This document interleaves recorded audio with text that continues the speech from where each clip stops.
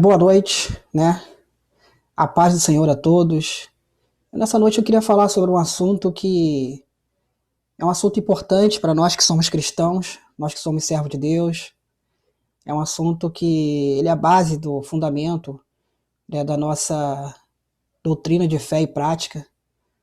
É a respeito da Reforma Protestante.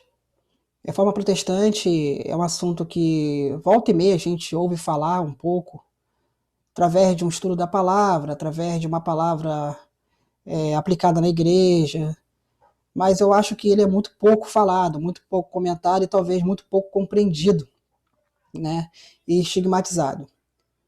Bom, o que foi a Reforma Protestante? A Reforma Protestante foi um movimento, né, um movimento que buscava a reforma da igreja no sentido de doutrinas, né, no sentido de que a igreja deveria voltar à fé genuína, a fé da Escritura, a fé dos apóstolos. A Reforma Protestante ela é datada, né, de 31 de outubro de 1517 e ela é levada a cabo, né, ela é levada ao ato, à atitude de Martinho Lutero. Martinho Lutero foi uma pessoa de dentro da igreja, naquela época, a igreja católica, e ele pregou 95 teses, né, reclamando o quê? Reclamando que a igreja deveria se voltar àquelas teses para poder voltar ao evangelho na sua origem, o evangelho genuíno de Jesus Cristo.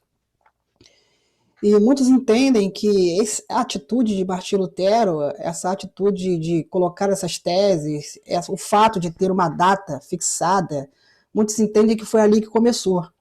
Mas de fato não foi ali que começou, né? A reforma ela é fruto de movimentos anteriores até a própria reforma, né? Vamos, por exemplo, lembrar de João Rus, um homem que morreu queimado numa fogueira. Vamos lembrar de outras pessoas também que vieram anteriores a esse movimento da Reforma Protestante do século XVI. E nós vamos ver que dentro da igreja já fervilhava esse sentimento de mudar as coisas.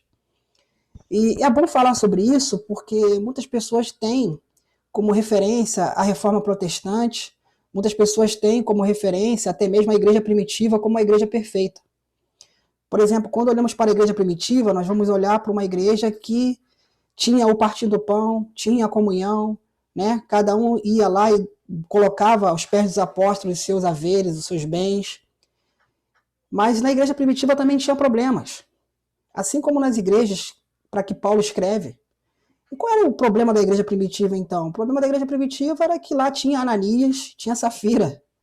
Quer dizer, existiam pessoas, mesmo naquela comunhão toda, haviam pessoas ali que estavam fazendo, simplesmente imitando aqueles que estavam fazendo. Simplesmente faziam porque os outros faziam.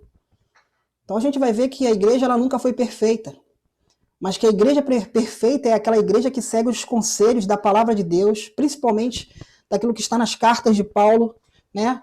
Daquilo que Jesus Cristo deixou como ensinamento nos evangelhos, daquilo que ficou de lei moral também no Antigo Testamento. Nós vamos ver que a igreja perfeita é aquela igreja que busca seguir a palavra. E que nós deveríamos sim olhar para a Escritura, olhar para frente, olhar para o futuro e deixar um pouco o passado, entender o passado para construir as bases, ver onde nós erramos e acertamos sim, mas é importante olhar para frente, porque a nossa referência ela sempre tem que ser Cristo, não o movimento de reforma nem a igreja primitiva. Nós temos que saber aprender sobre essas coisas sim, mas a nossa referência deve ser Jesus Cristo. E Jesus Cristo ele pode ser observado na sua palavra, tudo aquilo que ele deixou escrito. Então eu queria deixar essa palavra como reflexão, como meditação para você nessa noite. Que Deus te abençoe rica e abundantemente.